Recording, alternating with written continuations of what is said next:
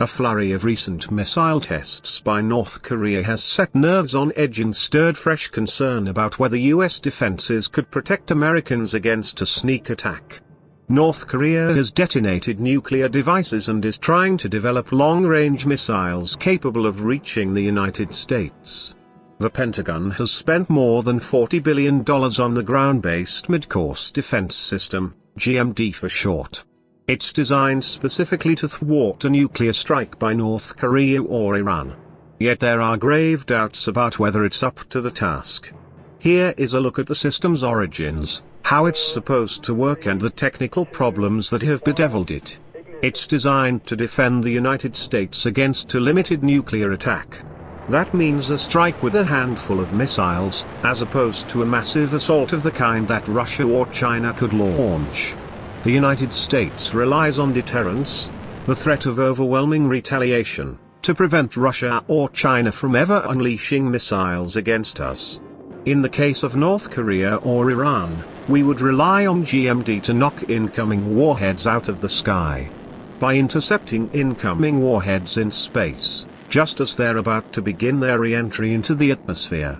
That's the approximate mid-course point in a warhead's journey from launch pad to target.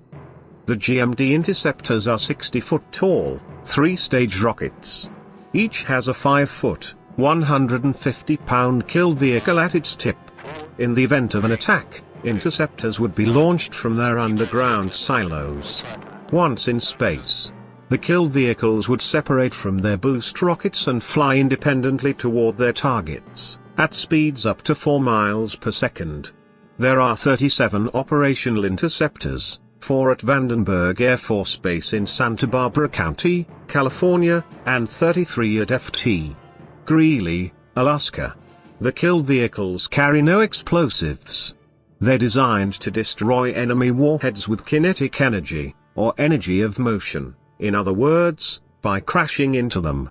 Satellites and powerful radars, stationed on land and at sea, track airborne objects. The GMD system receives data from these and other sources and would use it to guide the interceptors. The kill vehicle also has an onboard navigation system to help it zero in on its target. Intercepting a warhead traveling at hypersonic speed is a supreme technical challenge. It's been compared to hitting one speeding bullet with another. GMD has not shown that it could do that dependably. The system has performed poorly in flight tests, and technical problems keep cropping up. In 9 simulated attacks since GMD was deployed in 2004, interceptors have failed to take out their targets 6 times. And the flight tests are much less challenging than an actual attack would be.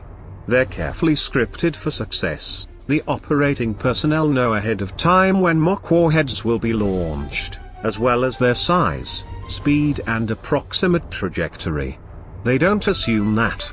To the contrary, defense planners assume that 4 or 5 GMD interceptors would have to be launched for every incoming warhead to have a good chance of destroying them all, according to current and former government officials. That's called the shot doctrine, and it reflects GMD's shortcomings. It means that if an adversary launched multiple missiles, our inventory of interceptors could be quickly depleted. It's no single problem, it's a variety of causes. And that's what so concerns experts who've studied the system. In some cases, divert thrusters were blamed. These are small rocket motors, 4 of which are attached to each kill vehicle. They're supposed to fire rapidly to make course corrections and keep the kill vehicle on course once it's in space and flying on its own. In some tests, the thruster's rough combustion of fuel was found to have thrown off the kill vehicle's onboard guidance system. A lot of time and money was spent redesigning the thrusters to cure this problem. In January 2016, a flight test was initiated from Vandenberg Air Force Base to check out the new thrusters. The Missile Defense Agency and its lead contractors pronounced the test a success. But as the Times later reported, it wasn't. Partway through the exercise, one of the new thrusters stopped working, and the kill vehicle veered far off course. A review overseen by the missile agency found that the thruster most likely malfunctioned because of a glitch in the circuit board that powered it. As the Times reported, circuit boards in most of the kill vehicles now in the GMD fleet are vulnerable to the same kind of mishap. Bottom line, the kill vehicles are tremendously complex machines. Each one has more than 1,000 components. And because of the speed with which they've been produced and deployed, no two are identical. American scientists had been working on missile defense technology for decades, with the aim of creating a reliable shield for the U.S. homeland. President Clinton, whose administration supported and funded such research, concluded that the technology wasn't ready for prime time.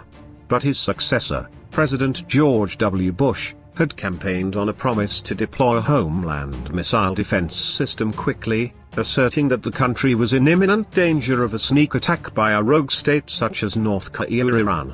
In late 2002, Bush ordered the Pentagon to field a set of missile defense capabilities by the end of 2004.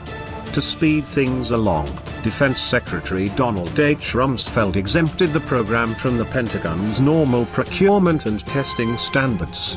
Analysts trace GMD's problems to these early decisions to prioritize speed above meticulous engineering and development of proven capabilities. The Government Accountability Office, a nonpartisan investigative arm of Congress, reported last year that GMD's test record has been insufficient to demonstrate that an operationally useful defense capability exists. In July, a team of missile defense experts who studied GMD for the Union of Concerned Scientists said the system is simply unable to protect the U.S. public. In January, the Pentagon's Operational Test and Evaluation Office, in its annual report on U.S. defense programs, rated GMD's reliability as low. It said the day-to-day availability, or readiness, of the system's interceptors was also low. The report added that flight tests had revealed unspecified new failure modes. The agency says it is absolutely confident in GMD's ability to protect the homeland. A handful of defense contractors have produced the system's major elements. Raytheon Company has built the kill vehicles and radars. Orbital ATK Incorporated has made the boost rockets. Northrop Grumman Corporation has provided the worldwide communications links. Boeing Company has managed GMD as the government's prime contractor. Some generals have said the cost of an interceptor-based system is unsustainable, and that the US needs to give greater thought to a left-of-launch strategy. That's military speak for taking out missiles before they could be launched, as opposed to trying to shoot them out of the sky. Yet for now the Pentagon is expanding GMD to 44 interceptors, with bipartisan support from Congress. This is not a Trump initiative, it started under President Obama. The government is also studying possible sites for a third interceptor field, in the eastern half of the US that would add up to 60 interceptors to the GMD fleet.